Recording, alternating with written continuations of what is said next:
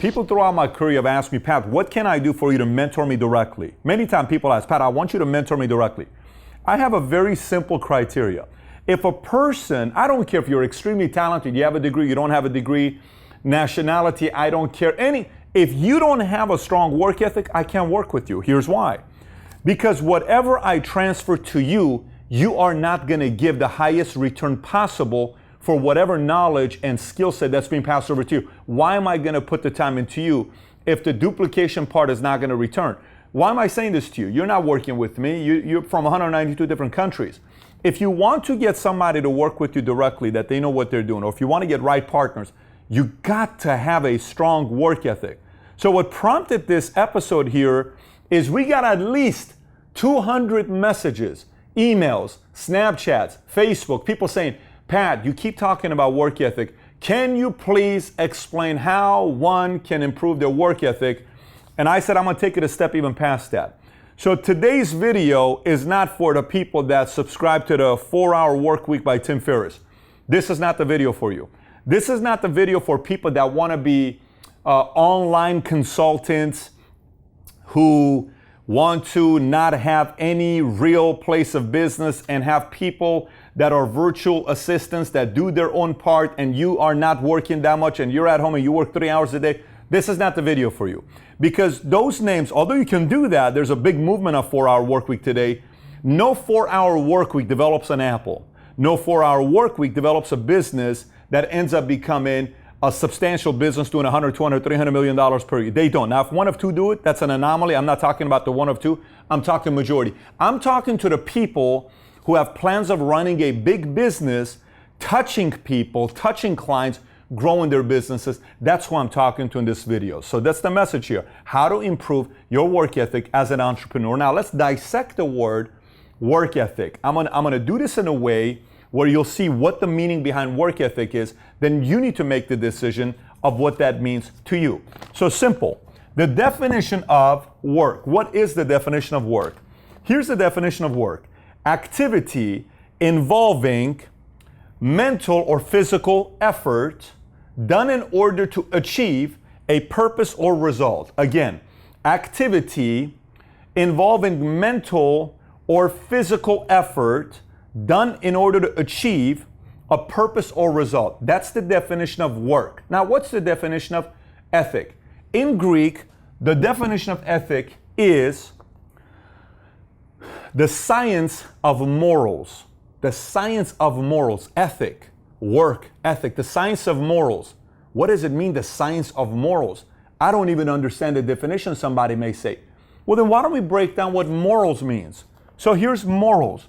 The definition of morals is, if we really dissect the word work ethic, morals means a person's standard, your standards of behavior or beliefs concerning what is and is not acceptable to you. Simple. Let me say one more time. Morals means a person's standard of behavior, your standard of behavior, or your belief, what you believe is right or wrong, a person's standards of behavior or beliefs concerning what is right and what is not acceptable to you. What is and what is not acceptable to you. So let's go through it one more time. Work, activity that requires effort to achieve a purpose. Ethics, science of morals. Morals, standard of behavior that is or is not acceptable to you. So work ethic, when people say, how do I improve my work ethic? I don't know your standard. I don't know your belief system. I don't know what you stand for. I don't know your vision. I don't know your mission. I don't know what you want to be. I don't know who you want to be. I don't know how big you want to build. I don't know how big of a legacy you want to leave. I don't know who you want to be. Do you want to be a 4-hour work week and you make money saying, I don't work and I don't have an office and I don't have this and I don't have that, and you want to be a minimalist? That's great. That's your prerogative. But I don't know your vision. I don't know your standards. There are a lot of people today in America that want to make money without doing a lot of work. And that is respected today. That is respected today. People respect people who make money not working. People respect that. That's okay. That is morally okay to you. I have a different level of morally okay to me when it comes down to work ethic. For me, it's completely different. I grew up watching my father work from 5 o'clock in the morning till 9 at night. 2 hours away. We lived in Tehran, Iran, and the city he worked at was a city called Karaj, and it was 2.5 hours away, and he drove a car that was called Gian. Gian is like the Pinto of Iran and France. Gian. My dad would go back and forth. He would work 6 days a week because in Iran you get 1 day off, and it was Friday. America's Sunday, in Iran is Friday. He would come on Friday, and he was with us all day Friday. We'd wake up in the morning, go to Park Shahan Shahi. Then we'd come back, go to church. Then we'd go to my grandma's house. Then we'd come home. He would take a 2-hour nap on his famous couch. Then couch is done with. He wakes up. We play and wrestle. We have dinner. We watch a movie. At 8:30, we go to bed. That's my father's standards that he set for me. When I watch stories of Sam Walton, which is a CEO and entrepreneur that I want to mimic, or a person whose standard is a Jobs, or somebody here that worked very hard, who's constantly in creation mode, that's my standard. I don't know your standard. For you, maybe Tim Ferriss. For you, maybe somebody else. For you, maybe somebody that makes money while they're not creating, only maybe they're creating content and telling people how to find and make a lot of money, traveling the world and making money. I'm not dissing it. It's not mine. So I'm not here how to live your life. I'm not here to tell you how to live your life. I'm not here for you to change your work ethic and all that stuff. But you need to take inventory of yourself today, finding out what your purpose of your life is. What do you want to achieve? What type of effort do you want to put in? What activity do you need to create? What are your signs of morals? And what standards of behavior do you want to have that is and is not acceptable to you? That's what you need to figure out. Anything else I say to you in this video is irrelevant. Anything else. Anything else I tell you in this video is purely irrelevant. Anything else I tell you is irrelevant. It doesn't matter. Because somebody's going to say, oh, you know what? I don't agree with this old type of working and overworking yourself and et cetera, et cetera. That's your standard. That's your moral of a science of morals. That's yours. Okay? Oh, I think this is just ridiculous. You know, this is why people in America and capitalism makes you overwork and pa, pa, pa, pa, pa. I'm sorry. You're watching the video on YouTube, which is created by a capitalist. So what do you want to say? Don't watch the video. It's created by a capitalist. Turn that phone off and throw it in the trash. It's invented by a capitalist. Turn your computer off. It's invented by a capitalist. Take your clothes off and trash them. It's invented by a capitalist. Stop watching TV. It's invented by a capitalist. Turn the complete books off and burn the books and throw them away. It's produced by a capitalist. Take that Kindle off and stop reading the books. That Kindle is produced by a capitalist. Okay? So you decide this. Now, since I have made this clear, now let me explain to you how you can improve your work ethic and how I improved my work ethic over the years as a brand spanking new salesperson, then as a brand spanking new supervisor, manager, then entrepreneur, then CEO, then founder, then board member, then value, then all this other stuff. I'm going to just tell you what some tips that work for me over the years, and hopefully it'll do the same for you. Here's first things first. To me, somebody with a strong work ethic is predictable every day. Every day. What is predictable? You show up at 8, you leave at midnight. You show up at 8, you leave at 8.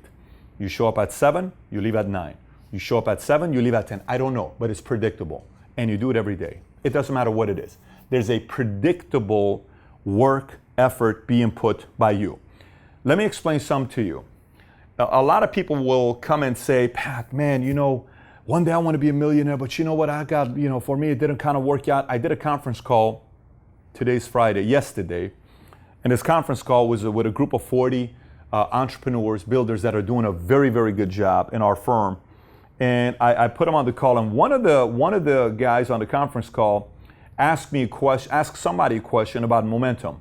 And what can I do to do this and this and this and that? I said, listen, those who steadily grow their business show up every single day without any disruptions, because every time you disrupt and you have a crisis, to you it's a crisis, to somebody else it may be a crisis, but they don't handle it as big of a weight as you do.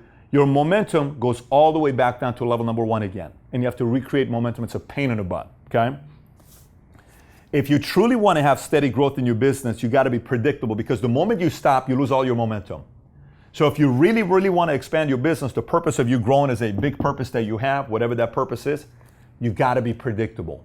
And throughout the time you're predictable, you got to accept and anticipate crisis is going to happen. What's crisis? A breakup with a girlfriend cannot throw you off for 2 months, because then you're not predictable.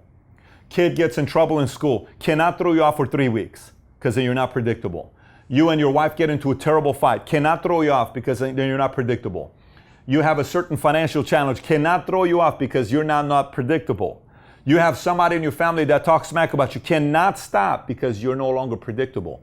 By the way, the person that makes it also had all those crises happen, but they stayed predictable. Part of big work ethic is predictability. Number 2, consistency. Same thing. You show up, but consistency. And you keep showing up and you keep doing your work. Predictability is same time I keep coming. Consistency is I keep showing up. It's a big difference. Sounds the same, but slightly different. 8 a.m. I come in, but I'm consistent with what I'm doing with my efforts because I'm consistently compounding my efforts, because eventually after enough consistent effort, all of a sudden I'm going to have an inevitable explosion in my business that takes place. Okay, number 3, prepare the night before. Proper preparation prevents poor performance. An old mentor of mine told me this: proper preparation prevents poor performance. And this was a man that he would always brag about the fact that he's not talented. He was never the best speaker. I liked him because every time I spoke to him, it was disciplined, strong. He lived in a beautiful 18,000 square foot house with planes and married. I think he had 6, 7, 8 kids, always stable, always solid. But every time I talked to him, he had read Think and Grow Rich 200-300 times. Think about this guy. And everything to him was about preparation. He said, Pat, the guy that's the most prepared wins. Everything was about preparation. Every time he talked, he had a 3x5 card with him. Every time, 3x5 card with him, 3x5 card with him, 3x5 card with him. Preparation. Prepare the night before. Prepare Sunday before. Prepare the week before. Prepare before the meeting. Prepare before the conference. Prepare before you're preparing. Everything is about preparation. If I'm supposed to give a speech 9 months from now, I already have a folder made on my phone and I just keep adding stuff that I'm going to talk about in that meeting that's 9 months from now. 9 months of preparation. I'm adding notes in the phone to prepare for something like that. That's part of work ethic. That is work ethic. Number 4, do more. Let me explain what I mean by do more. I remember I was in an office. I was brand spanking new. It's 2002, 2003. And I'm in an office of Victory and Balboa in the city of Encino, California. And Saturdays, we were all young, and there was a bunch of pretty girls in the office. And everybody Saturday night wanted to go to Dublin's. Dublin's was a place to be, right? Everybody wanted to go to Dublin's. You wanted to go to Saddle Ranch and Miyagi's. It was all in the same corner, like literally 300 yards away. You go Dublin's across the street, Miyagi's, and then you go to Saddle Ranch. Boom, boom, boom, boom, boom, boom. Maybe if you want to go to after hours, you could. Everybody wanted to go clubbing Saturday night. And I was in the office, 5 o'clock, everyone's leaving. 6, 2 people left. 7, I'm staying.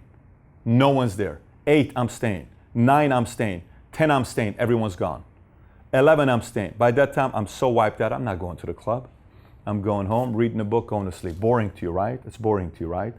Now, fast forward and ask me what places I've partied and have had fun with. You won't even believe half the stories if I told you.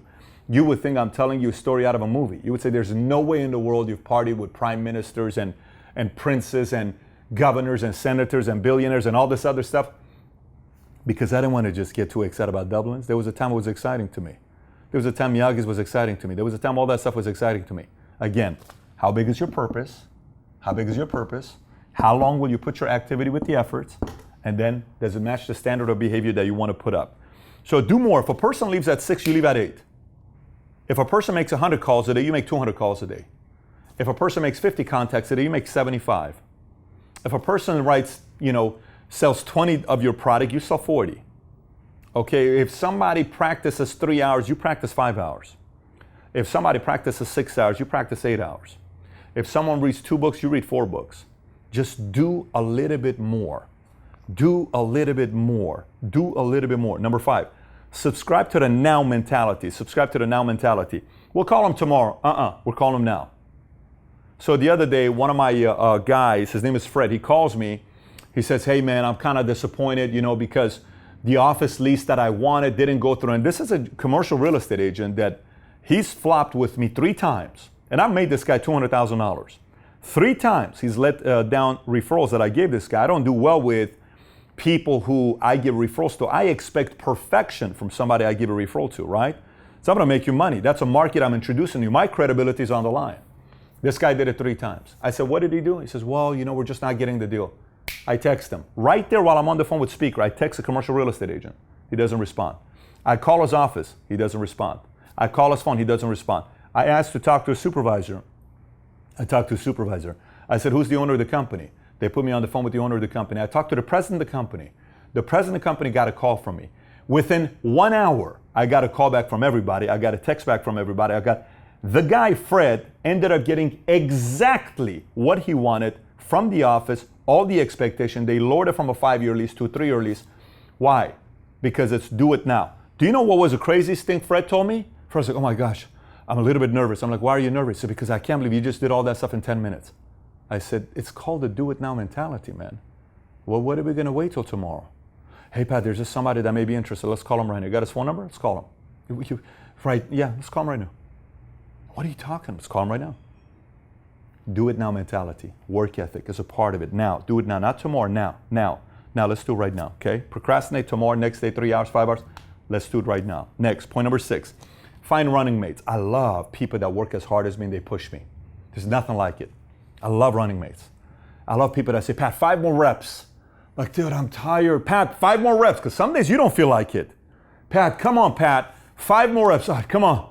Come on, bro. My shoulders are giving up. Come on, 4 more, 3 more, Pat. Come on. Come on, 10 more calls. Oh, come on, guys. 10 more calls. Running mates. Running mates will push each other. Running mates will push each other. There's nothing like finding a good running mate that pushes you. Working hard buddies, if you want to call it that. And then eventually, unfortunately, sometimes you end up not finding anybody else that wants to work at your pace. And then your working buddies may not be in the same place you're at. They may be a complete different place. And you play games with each other. Hey, what time are you waking up? Hey, what time are you doing this? That's your working buddies. Next, number 7. Don't fall for the work smart only concept. 4-hour work week is work smart. I get it. I respect it. Some people like that. Standard of behavior.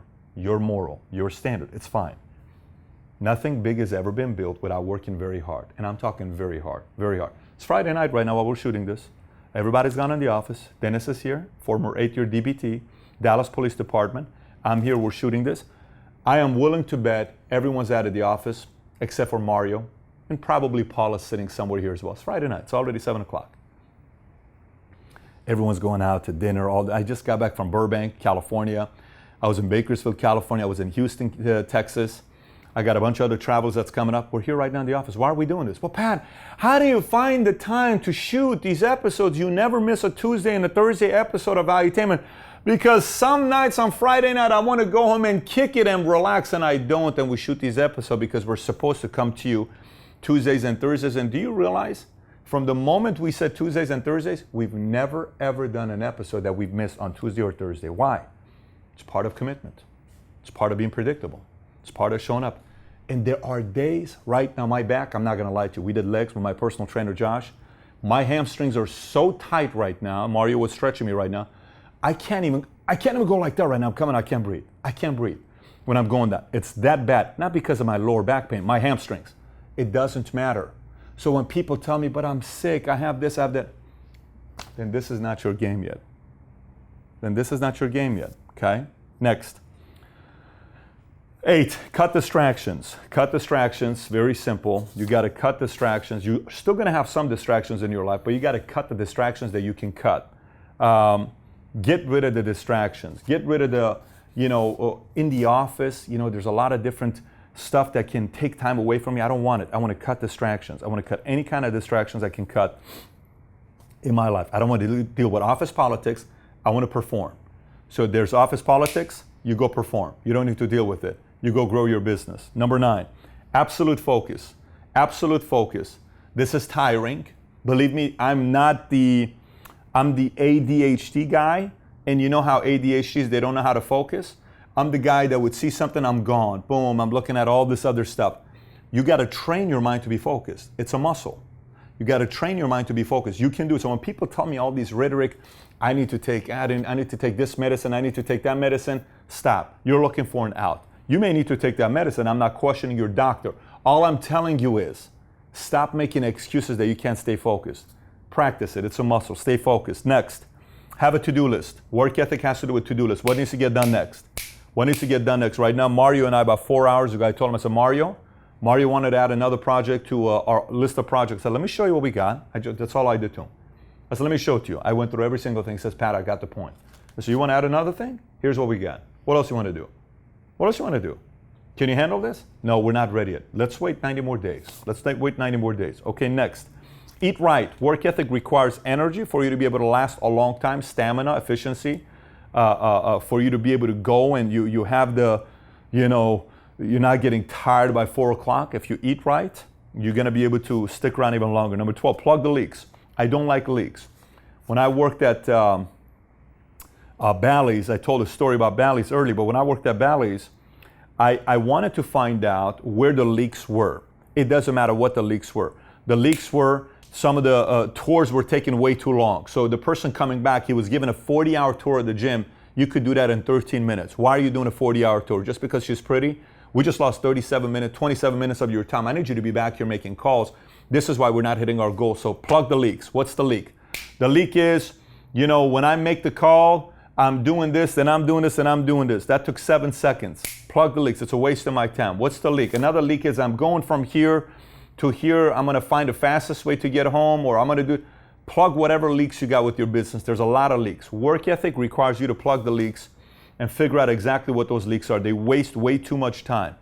Next, cut the fat. Similar to cut the distractions, but cut the fat.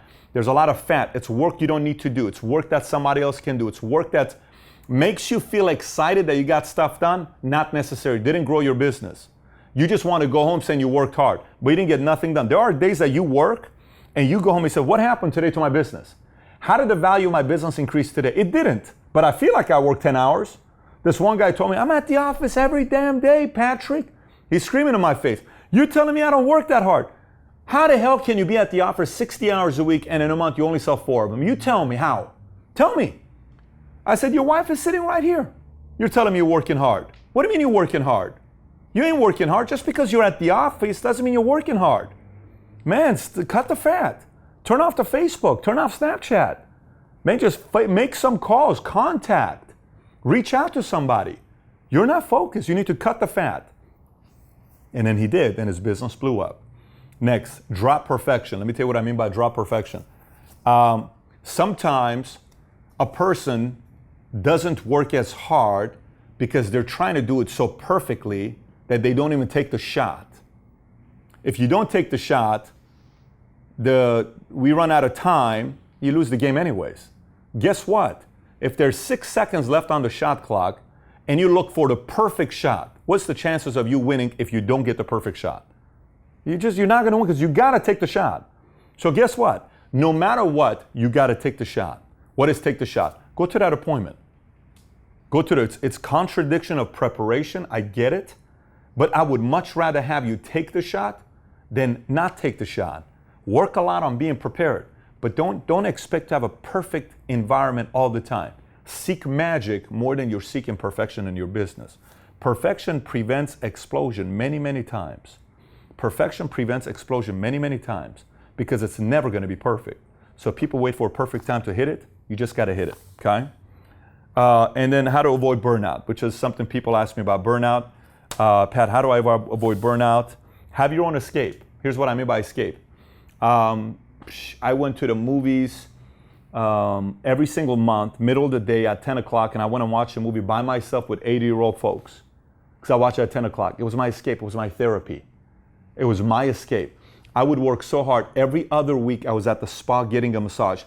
Every other week, I get a massage at the spa. Every other week, I get a massage at the spa. Sundays, when I was single, every Sunday, I went to the beach. Every single Sunday, I'd go to the beach. Wake up in the morning, go do the stairs in Santa Monica. I would go do the dunes, the sand dunes, and then I would go to the beach. I'd go sit there and read. I'd come back, I'd sit at P.F. Chang's, my favorite waiter, or I'd go to Earth Cafe, and I'd sit and order the same exact food at Earth Cafe, which we no longer have in Dallas, Texas. Dallas has got to get some Earth Cafe because it's insane. I'm missing my Earth Cafe. And then I'd come home. But I had my rituals. You got to find ways to have your own release. You got to find ways to have your own escape. You got to find ways to have that as well. And then I always selfishly rewarded myself. It didn't matter what it was. If you do this, Pat, we're getting this. If we do this, we're buying a Harley. If we do this, we're buying an S600. If we do this, we're going to go shopping $5,000. If we do this, you're going to this place. If we do this, you're going to this. If you do this, you're going to New York, New Year's Eve.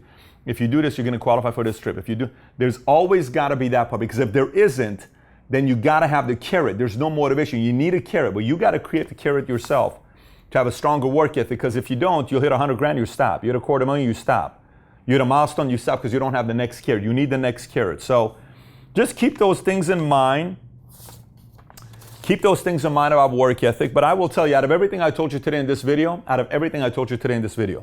the most important thing I told you in this video is go back and study these 3 words: work, ethic, morals, and then dictate what your standard of behavior is going to be that is and is not acceptable to you. Let's get my favorite pillow. If you haven't subscribed to the greatest channel on YouTube for entrepreneurs, please subscribe down here and share this content with other entrepreneurs that you do business with. If you run an organization, you have employees, and you want them to improve their work ethic, share this video with them as well. You got any questions or thoughts, comment on the bottom. I do my best to try to personally get back to the comments. Myself, our team, some of the questions I get back to, 99% of them I get back to. Some of the details about, hey, can I get this, can I get that? My staff gets back to the operative, to stuff that they need to. But if I answer your question, I'm answering your question for you, because it matters to me, for all the entrepreneurs that follow this channel. So comment on the bottom if you have any questions and thoughts. Subscribe. And if you're watching this video on a complete different website, you can always come back to patrickbydavid.com. Boom. And if you want this shirt of autodidact, which is a self-taught person, go to valuetainmentstore.com and get a copy get a shirt for yourself. I will tell you, more people ask me about what autodidact means than I can tell you. And this is coming from an autodidact who's a self-taught person. Take care, everybody. Bye-bye.